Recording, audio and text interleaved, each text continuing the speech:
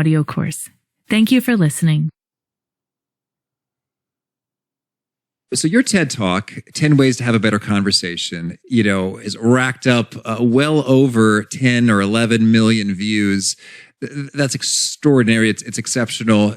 But if I could ask you to prioritize just a little bit, from the not multitasking to don't pontificate to using open-ended questions, etc. What you think might be the one or two or three that you believe have a really extra bang for your buck in terms of being effective for professionals in the workplace? The number one is listening.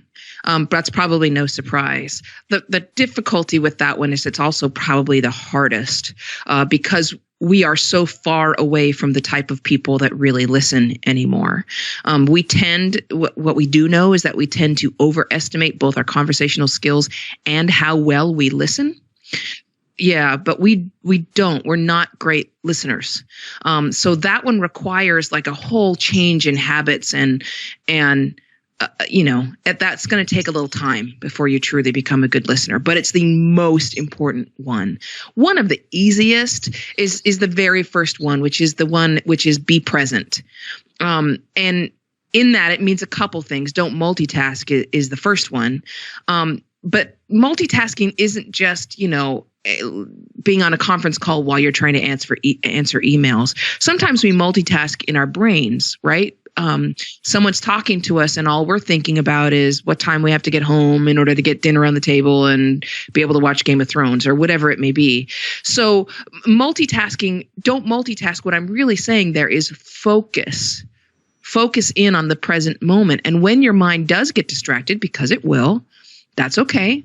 Let those thoughts go in your head and out of your head. That's part of the go with the flow thing. And then focus back in.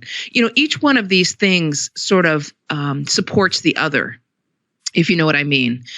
In order to be present and not multitask, you have to go with the flow, if you know what I mean. And by doing both of those things, what you're really doing is improving your listening.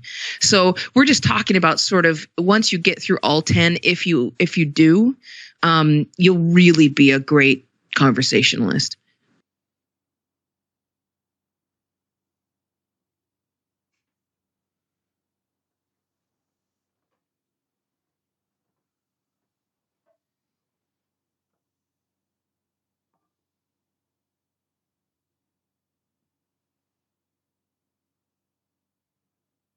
So I'd love to dig into a little bit more detail here when it comes to don't multitask and go with the flow. So, even in your brain, when other things pop in, what's sort of your recommended approach for, I'm talking to someone, maybe they're just not that interesting or maybe, there's something pressing happening, outside in life that just has my attention. So, what are your pro tips for bringing about that focus in a great way? Just say, hey, listen, there's something going on. I'm totally distracted by it. I apologize for that. I want to hear what you have to say. So let's put a pin in this and come back to it later. And I do that all the time, unless it's absolutely urgent. And urgent conversations usually are not nuanced. And by that, I mean, when it's urgent, it's usually an exchange of information, right? So nuanced conversations are the ones that you really need to take time with. Exchanges of information, get the information out or receive the information and then go back to whatever it was you were doing. If your mind is wandering because they're boring you, that's a totally different animal altogether. Usually what that means is that you're more interested in what's going on in your head than what it is that they're saying. And you can fix that. That's sort of a reflection of what scientists call conversational narcissism. And we all do it. So first of all, don't be distressed by that. It's something all of us do. But the second thing is one of the only ways that we know of to fix that is through mindfulness training. And that's by just basically training your mind to learn how to let stuff go. When thoughts come into your head, you should be able to say, oh, there's a thought, and then you just let it pass right back out and then return your focus to what the other person was saying. And if they really are boring you, that's where the one tip where it talks about questions comes in, because good questions can lead that person into a more engaging and interesting conversation. You just got to ask them some questions. This is the thing I tell people all the time. Everyone has really interesting stuff to tell you. Right? I mean, we've heard interviews even with famous people that were boring, whereas somebody else got really great material out of them. Right? So the reason for that is because someone asked them really good questions and someone didn't. And so if you want to get interesting stuff out of somebody, ask good questions. So show some interest in what they're doing and find that thing that they really know better than anyone else. And then you're going to have an interesting conversation. Okay, excellent. So I'm hearing when it comes to the mental multitasking, it's just a matter of doing some of that training when it comes to the mindfulness stuff. And so you're saying it's just as simple as engaging in any number of like meditation type things where you focus on breath, or you notice, oh, there's a thought, and you let it go. I'm thinking, do you write down these thoughts, or you just allow them to go? I don't usually. If I'm alone, I can if they're important. But I do find that the thoughts come back. They rise to the surface again, and then if they're important, I can get back to them. But by following your little rabbit down your rabbit hole, you're getting further and further away from the conversation. The other person can't follow you there. So you just got to kind of, as you say, whatever your mindfulness training is, and that usually involves some kind of meditation, which, again, don't be afraid of meditation. I'm not entirely sure why people always connect meditation with spirituality, but meditation is more like yoga. It's a practice. And at this point, it's the only way that we know to train the brain to be mindful. Is there more to be said about listening well? There is so much to be said about listening well. There is so much incredible work going on. But I will say this, that, human beings are not really born knowing how to listen. So anyone who's had a kid or a baby knows that we come out of the room not ready to listen. We come into the world ready to scream. And that pretty much continues. We are much better at talking about ourselves than we are at listening to other people. And in a way that should be a comfort to you, because it means all of us struggle with it. The other thing that's interesting, and it comes out of this research in Australia and New Zealand, what they found was that if you are trying to learn how to listen better, you aren't going to do that through osmosis. You don't learn to listen while you're in history class or anywhere else. You have to actually take a course in listening, and they have to tell you, you are learning how to listen better, and then they teach you. And that's the only way they've seen that needle move in terms of how well people listen and pay attention, and most importantly, retain information. Now, this is so intriguing. So first of all, I want to know, how does one measure? When you say move the needle, I'm envisioning a gauge, in terms of, I have like a dial or a dashboard, like speedometer type situation, move the needle. And so that seems, I'm imagining there's a number or something. Like, how do we measure one's listening quality? Is that like a recall percentage, or what are we thinking? It's usually retention. The father of listening, the guy that we call the father of listening, Ralph Nichols, started a lot of this research back in the 1950s, 60s, 70s. And he discovered that within, they would say to people in their various studies, okay, listen really carefully. Somebody's going to talk to you for a few minutes. I want you to listen very carefully, because then we're going to quiz you. And what they discovered was, even with them listening carefully, they could only retain about 50% of what they just heard. Within 48 to 72 hours, another 25% was gone. And after that, it just basically disappeared. So, yeah. So if you're trying to, and in business, think about how often we go to annual conventions or have annual staff meetings or something, and you say the exact same thing every year. Right. Right. Because it never actually quite makes it to our memory banks. So when they talk about listening, that's the measure that they use, is how well did you hear? How well did you understand? Right? It can't be a game of telephone where by the time you get to the end of the string, it's not at all what the first person said. So there's a couple different measures in terms of understanding and retaining, and they've been using those for decades. And that's one of the things where I say, look, this isn't the problem with the smartphone. This is just a human problem. So if I were to take such a course, well, one, where would I find one? And two, what might be some of the sorts of exercises and practices I would do in it to improve my skills? I think that really depends on who's teaching it. They do have workshops available. I do workshops sometimes, especially for companies, in order to help you listen better. And I can tell you that when I'm doing them, some of the most powerful things I do are improv exercises. Improv requires you to really work as a team, right? Because improv is a yes and exercise. You can't contradict what you just heard. And you also have to listen all the way to the end, or they may have mentioned a robbery that you didn't pay attention to, and that, changes the whole scene.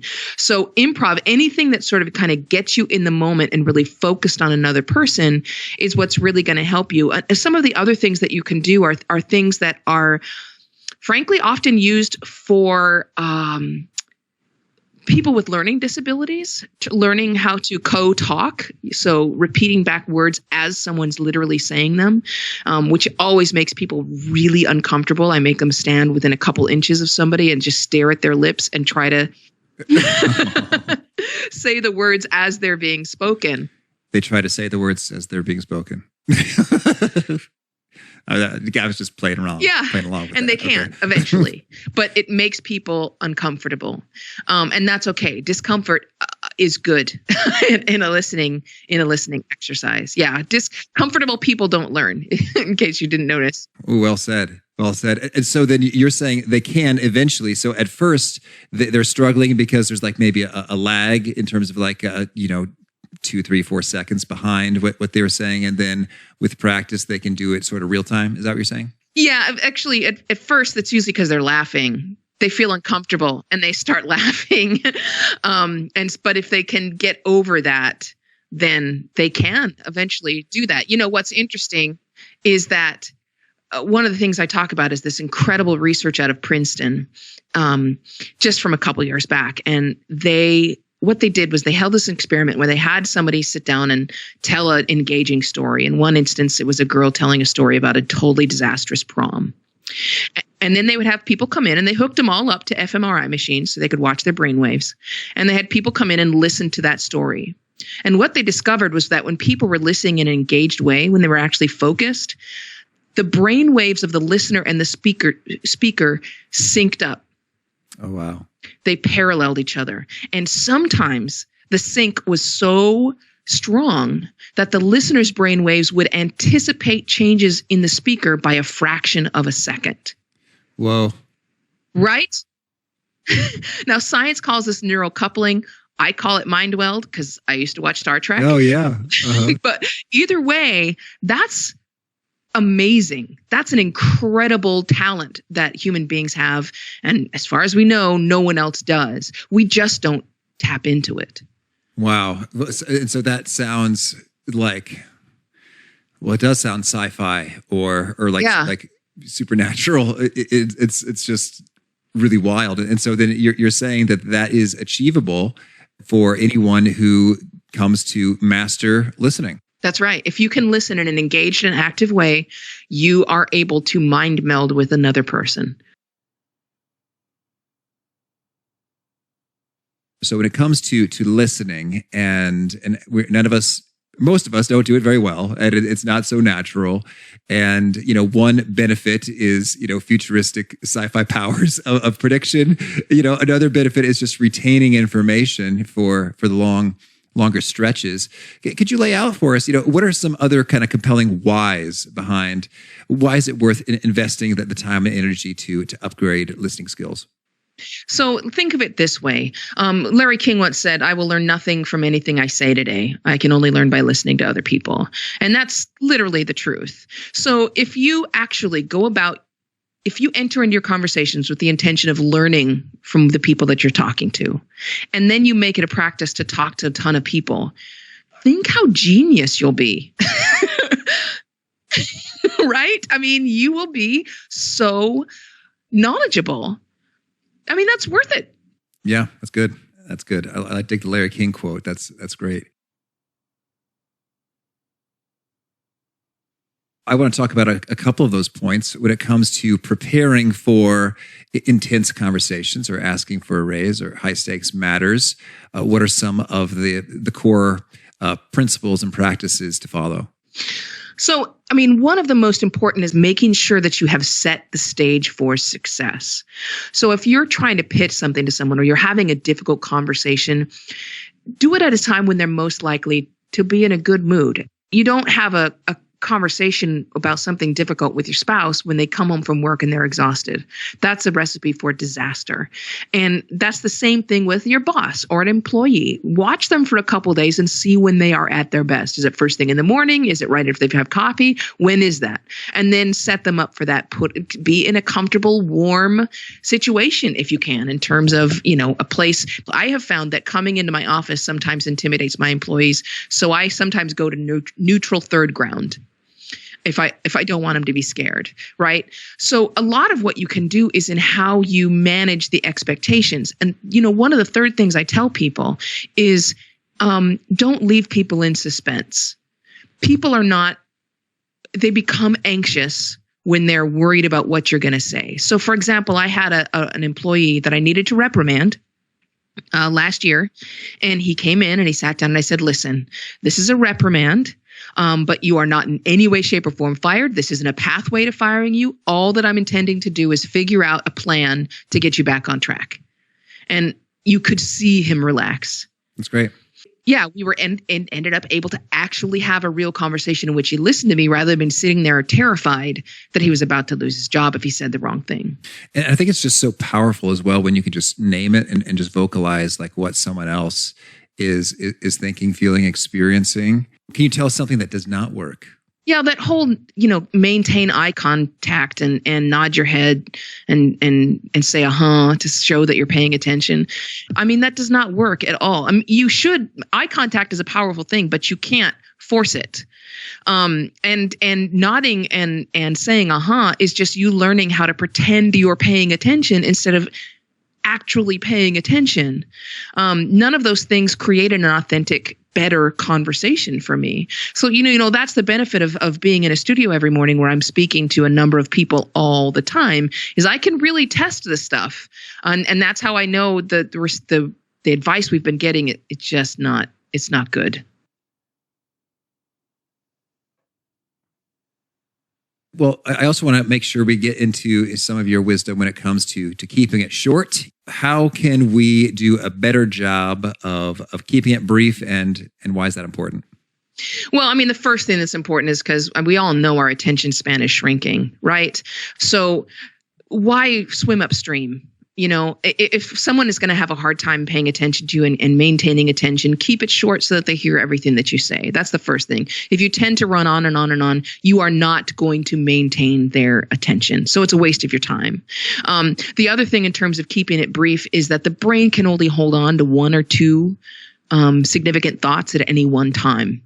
So you don't want to go and talk to somebody and just release a litany of things. You want to choose one or two things, emphasize them, and then get out. Okay, understood. And so then when it comes to doing that well, we say, but how could I say one or two things? I have so many things.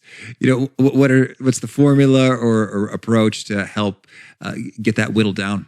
Probably your first step is to look at a timer and start talking and start to become aware of how long you're talking. Okay. You know what I mean? Because I don't think most people realize how long a minute is. And so you may not even be aware of that. So, and it's also, I don't think people are often totally aware of how many times they go off on a tangent in one thing. You know, a lot of people complain about someone running on and on and on. I bet those people who run on and on and on don't realize they're doing it. So that's probably your first step, is just to become aware. And, you know, if you have somebody that you talk to regularly, maybe you could have them be your helper in this and say, if I do that, tap me on the shoulder and I can stop.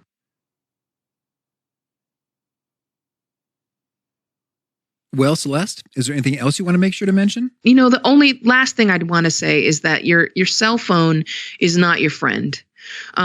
And your smartphone is, to the best of our knowledge at this point, possibly changing your brain. It is distracted by that phone all the time. It is making the other person, you know, there's research showing that just having the phone sitting on a table at lunch makes the other person see you as less trustworthy, less empathetic. Oh, let's hear that again. So if they see my phone at the table where we're eating lunch, they think I'm less trustworthy and empathetic. Yeah, well, the way that the research went is that they had strangers talk to each other. And in half of those situations, they walked in and set a cell phone down on the table. And it belonged to neither of the people, and it never made noise. But when they came out, those people who were speaking with a cell phone present said the other person was less empathetic and less trustworthy, less friendly. So we feel good because we don't pick up the phone, right, and look at it. But in fact, the mere presence of it is not just distracting you, it's distracting the other person in a negative way. So put it away. Wow. So I'm thinking the cell phone is it, because sometimes I take it out of my pocket. This is hitting close to home, Celeste. I'm sorry. Sometimes I'll take my cell phone out of my pocket and just set it down, face down on the table, silent, you know, so it's out of my pocket. And so I'm just more comfortably, you know, seated with my legs and the furniture and you know, keys and wallet, whatever. So I'm more comfortably seated. But you're saying just the presence of the phone, no beeping, no buzzing, no lighting up, in and of itself is creating negative associations. That is correct. So you have to put it away. Okay. Sorry, I wish I had better news for you. Thank you. Well, I'm glad I learned this from you rather than the person I'm eating lunch with who thinks I'm no good. Yeah, and they won't know why, right? Well, I'm so glad you brought that up. Yeah. So you're saying the phone is not our friend. It's causing some trouble. I mean, we have to stop. We got to reverse that trend. You don't have to get rid of your smartphone. It's very useful. But what you have to do is start reclaiming the human tasks from the smartphone. And communication is an inherently human task. So stop using email and texting and emojis to do your communication for you, and instead pick up the phone.